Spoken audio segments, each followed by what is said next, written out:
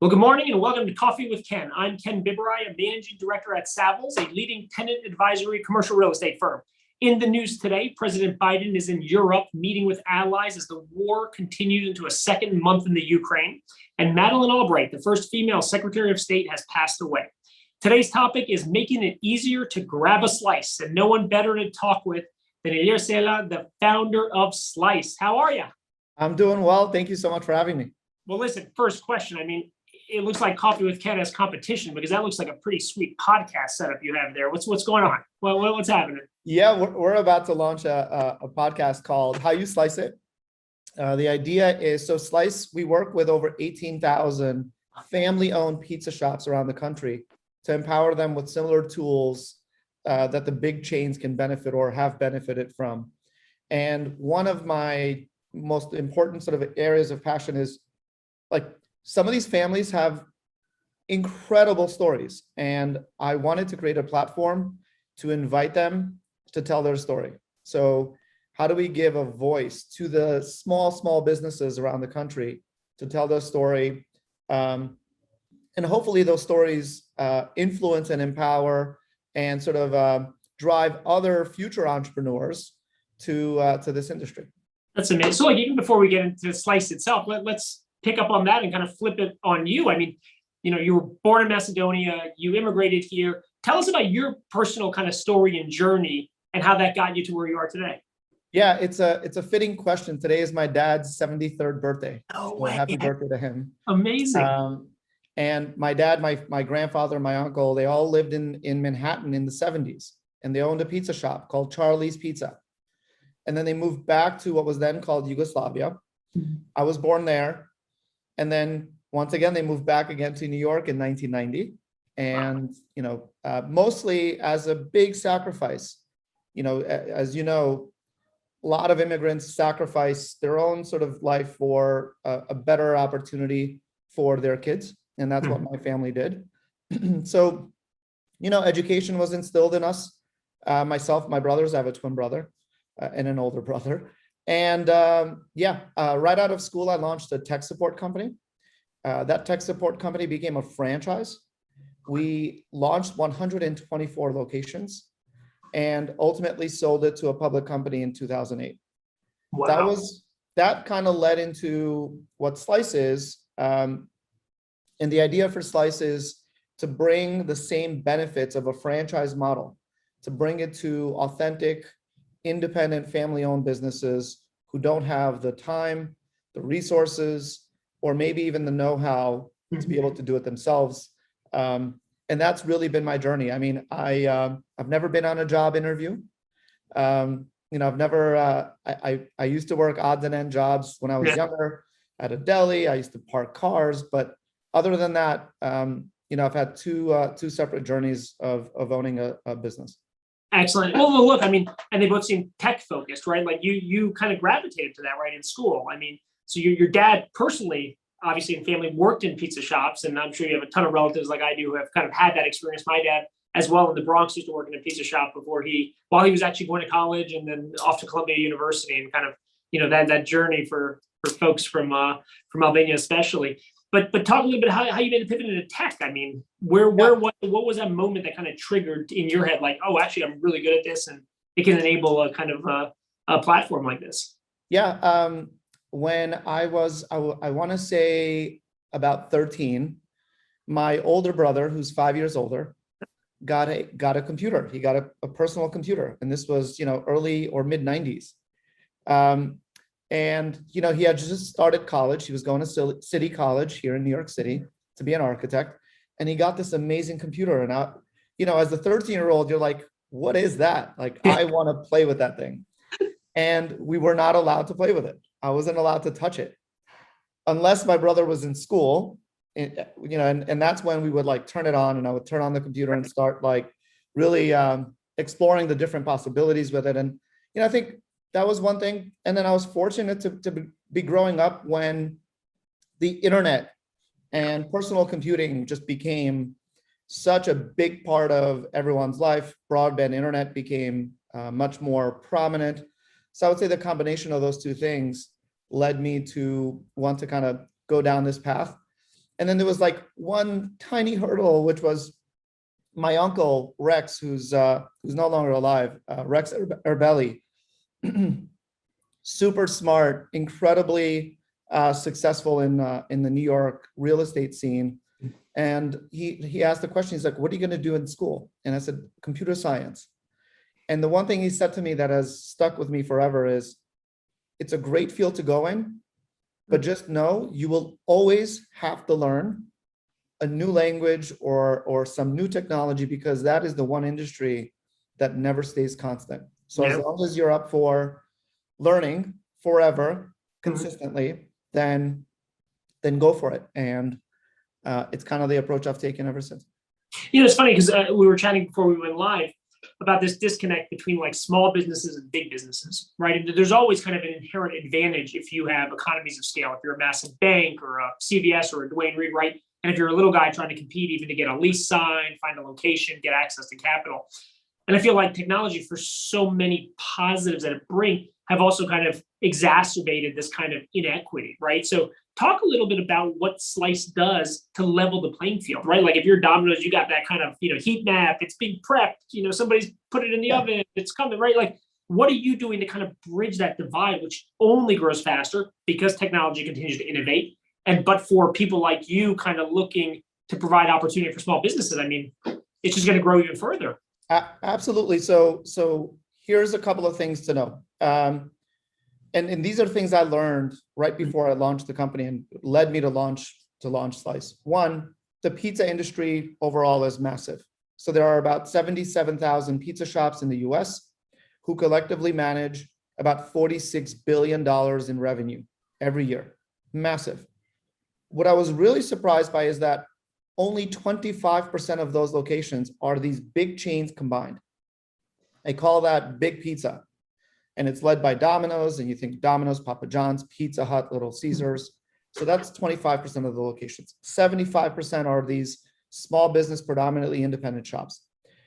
But when you look at Domino's, 75% of their volume, of their order volume, is digital, e-commerce. And what that does is it gives them a direct relationship with their customer. It also gives them access to all of this data, because they now can predict their operations. So they have a very proactive work environment at an individual Domino's. And so 75% digital for Domino's. When you look at the independents, it's still sub 10% on average. So less than 10% of their volume is digital, and overwhelming majority is still phone-based. And so for Slice, the idea here is kind of threefold. One, empower the independents with technology so that they can go through this digital transformation. And it leads to revenue growth, and it also leads to more efficient operations, which means better profits, more money in their pocket.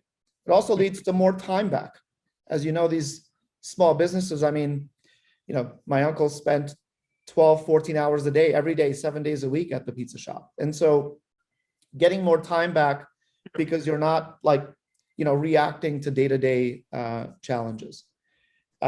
Two, it's been my vision to unite local pizza. So the economies of scale can only be realized when these thousands of small businesses work together or connect themselves in a way so that they can realize buying power.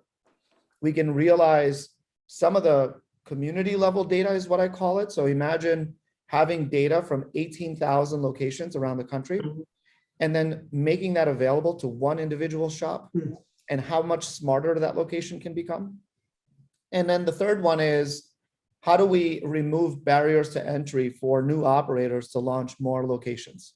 How can we make sure that those locations become successful, and we remove that anxiety that exists for so many people who want to go into the business, but may not know where to start, or may not have the confidence to know whether they'll be successful or not.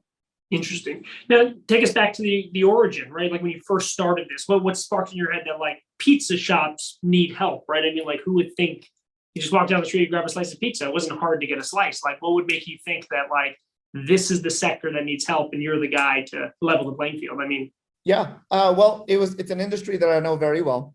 Yeah. But what really led to choosing this is just the consistency of the ask from so many different pizza shop owners that I knew personally, family members, who wanted the same things. But I mean, you barely have 30 family members in pizza, right? I mean, something like that, right? Yeah, exactly.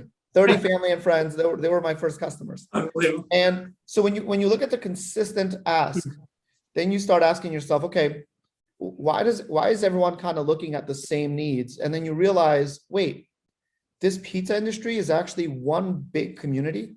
They just don't know it. I mean, every pizza shop that's independent basically operates identical to the next one. Yeah. They just don't know it. And they're leaving behind some of those benefits because they're not connected. And that's the beauty of technology, is it connects people, you know, in the world, in real time, and kind of removes that distance. And so now a pizza shop in New York can learn from the success of a pizza shop in Dallas and vice versa. Interesting. But talk about, like, you know, lots of entrepreneurs listen, and we like to kind of really do whatever we can to help new entrepreneurs learn from best in class operators like yourself, right? So you go to start, and starting any new business is tough, right? I mean, you had to, like, what, park your car, try to convince people. I mean, how was it to make those first sales, right? Like, it's always like the first 100 sales are harder than the next million sales, right? I mean, like, what did that look like? Like, how did you get buy-in? What were the early wins? I mean, you must have been working 18 hours a day. I mean, how did it get started? I mean, what was that challenge like?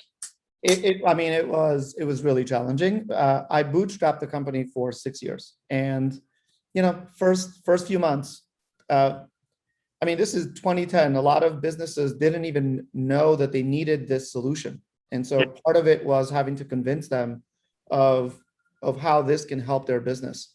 And so beyond the first sort of family and friends that own pizza shops, beyond those customers, we kind of hit a ceiling. I would show up to different pizza shops, and they would say, you know, who are you? And I've never heard of your company. And so, you know, you hinted at this. One of the things that I was able to do was I went and got these 3 cars. I leased them, and they were like these Nissan Cubes. They look like pizza boxes, basically, these small, tiny, boxy cars. Yeah. And I wrapped them with my company's logo and information. I appreciate that kind of guerrilla There you marketing. go. Yeah, look, I've got. Cheers. Cheers. And so I would park them in different parts of town in front of pizza shops, and I would just leave them there. And when I would show up, it would give credibility to our brand. And it would give this impression that the company was a lot bigger, a lot more established than it was. So that removed barriers. I would also say for the first 2 years, when customers would order online, because pizzerias were really hesitant to adopt new technology, I had to phone in the orders. And so if Ken ordered online from, you know, Billy's Pizza Shop, it would come to my email, and then I would call Billy's Pizza Shop and say, hey, this is, you know, Elita, and you have an order. And I would read it out as if I'm a customer. That was the first 2 years, wow. but it took a long time to ramp up. And for me, the focus was, I just have this really strong belief, especially then, that at some point, all of the orders for the industry would be digital. Yeah. And it was really important to get these small businesses to see how important that is early on.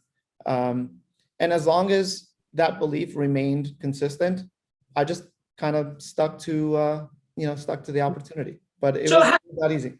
Not like, I read recently a story you did, and you thought this was like a $1 million business, right? But it's turning out to be $1 billion business. I mean, like, did you just underestimate? I mean, you knew clearly there was a market opportunity, but I mean, are you just kind of even surprised by just how big this is kind of, you know, exposed itself to be? Yeah, it's been a lesson in thinking for me, to be quite honest. And again, my family's Albanian by background, and as you know, just kind of growing up to think really modestly. Yeah. You know, the idea is you have to be very modest. And so when I started the company, the naturally just our thinking is to be very modest and to say, hey, like, if I can build a really solid business and we're doing, you know, $1 million, I mean, that would be a huge success. Absolutely.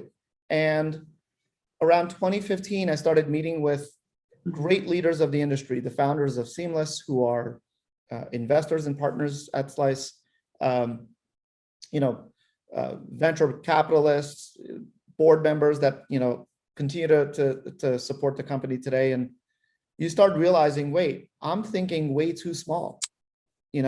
Like it's time to think really, really big, which means it's time to also invest in a way that reflects that vision and that ambition. And so the moment we flipped from a bootstrap company to a venture-backed company where we had capital to then invest and really accelerate the business, that's when, I had an aha moment that kind of helped me realize that, wait, I'm thinking way too small. And then I started telling people, look, we're going to be $1 billion company.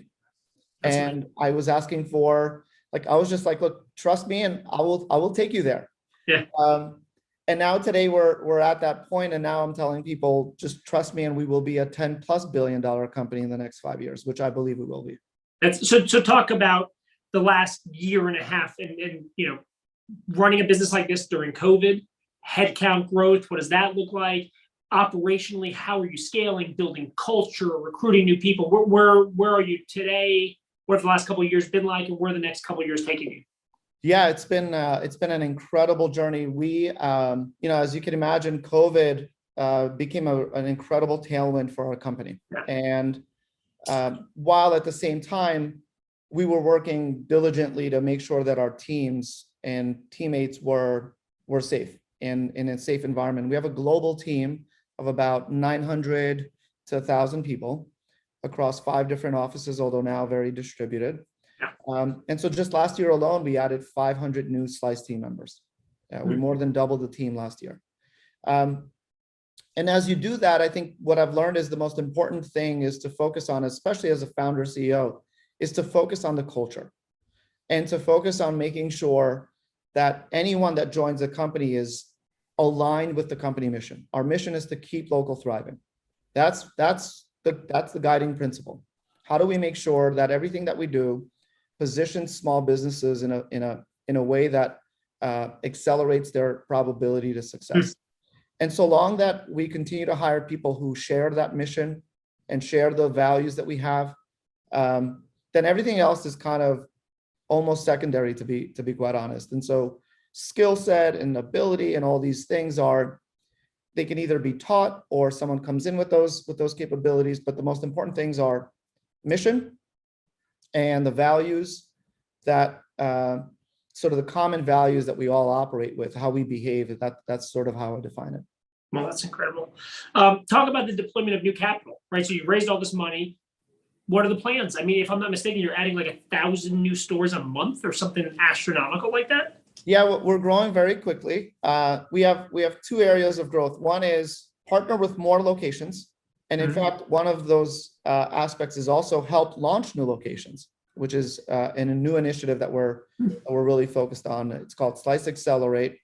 And the idea is for Slice to become the on-ramp for new operators or existing operators who want to launch a new location. Wow. We've launched a location in Monson, Massachusetts called Torta Pizza. There's one coming up in Greenwich called Constantino's. And we're working one in New York City with Baggio's Pizza that has a location in Fort Lee, New Jersey. So cool. How do you partner, but also expand the TAM? How do you expand the number of locations that exist in the marketplace? And then 2, how do you go deeper into this experience? So how can you help these shops and businesses with more than just the technology to order, the e-commerce technology? So we've launched a product called Slice Register. This is in essence a best-in-class point of sale solution, a workflow solution to help them operate their in-store operations really, really well. We're about to launch a phone product. And so, so many of these businesses depend on the telephone. We're going to help them answer that phone through both conversational AI and sort of routing. And then we have an initiative called Supplies by Slice, where we are buying things like pizza boxes at a better rate than Domino's is buying now. Why? Because Domino's has 6,000 locations. We have 18,000 locations. We have more buying power. And then we're passing that back to the small business so that they can benefit from these economies of scale that we kind of started the conversation with. So those are the initiatives that we're focused on. We're starting to have conversations about international expansion. I was gonna ask. Yeah, we hired an incredible leader in Dave O'Neill, who's our president. Dave O'Neill ran and was the chief operating officer of Indeed for the last 5 years. And he led the international expansion there. Wow. And I'm excited for him to do the same at Slice. That's incredible. So much of how I've seen you kind of grow this business has really been tied to storytelling. And I mean, I love that you're doing the podcast. Talk a little bit about that. Like, how important is it to like level set from a culture standpoint, recruitment standpoint, signing new members? I mean, how important is it just telling the story? It's the most important thing. I say this to a lot of even team members at Slice.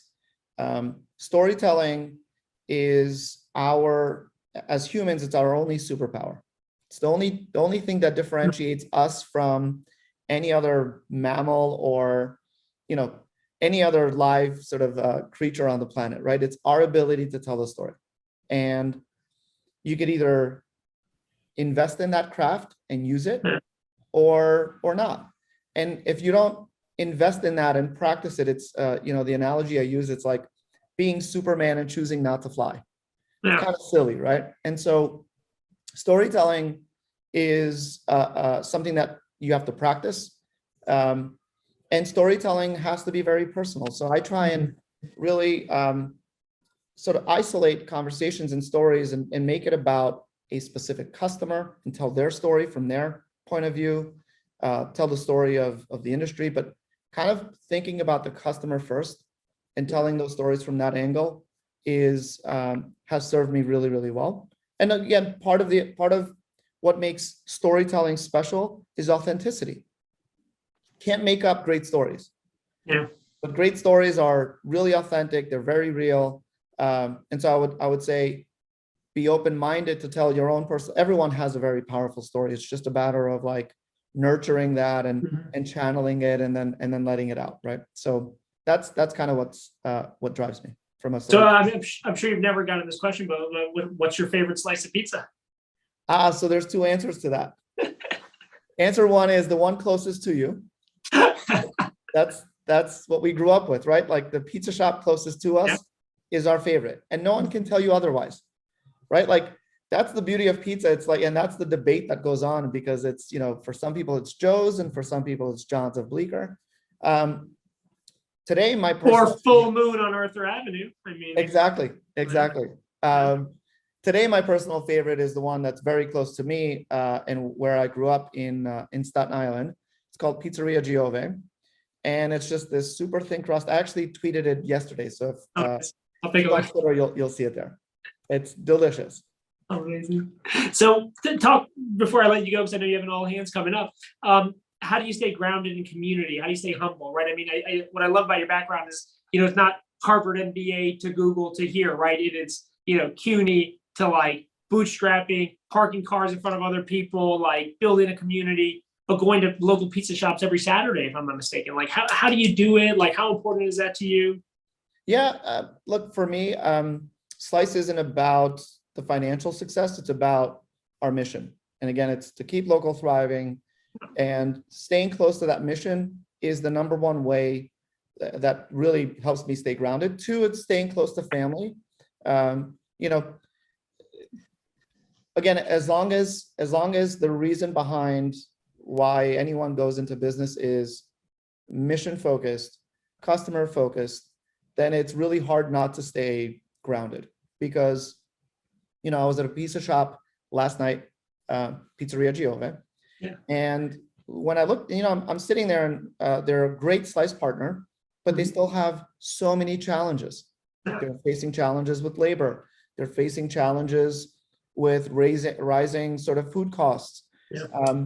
And so we're nowhere close to helping these businesses really, get that time back, but also see their full potential. And so it's like, we've accomplished a lot, but we also haven't accomplished anything yet. And so that's kind of the approach that I take. Yeah, I mean, the margins are just always have been tight and will always be tight. So it's, every little bit obviously helps. Well, look, I think this has been incredible. It's so wonderful to hear more about your story. I mean, last kind of coffee related question. Do you really have 10 iced coffees a day? I mean, is that for real? So, okay, let me clear this up. Because this is the place, this is the coffee platform for you to clear this. Yeah. Let's do it.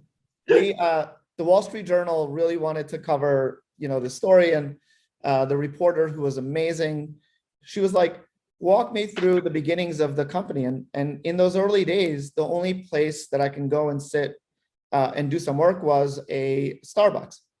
And so what I said to her was, look, I would sit at the Starbucks, and I became so close with the staff there that, like, I would just sit there and I would probably have 10 coffees a day. Like, they would just show up and refill, my cup. And I mean, this is my third one today. So it's, it's not even 11 yet. Yes. Fair enough. But not 10. 10 Yeah. is, maybe 4 or 5. Yeah. More Yeah. reason. Yeah. Well, Yeah. actually, well, look, we're so grateful you took the time to come on. Congratulations on all of this incredible success. And we look forward to staying in touch. And I can't wait to come to your podcast studio and have a slice of pizza in the near future. We're going to do it. We're going to do it soon. Thank you so much for having me. Well, thank you. And to everybody watching, thanks for tuning in. Our next Coffee with Ken conversation is going to be on Monday, April 4th, where you're going to have Francis Suarez, the mayor of Miami. In the meantime, please visit coffeewithken.com to catch up on past sessions and register for future ones. Thanks so much. You're there. Great seeing you, man. Thank you. Have a good day.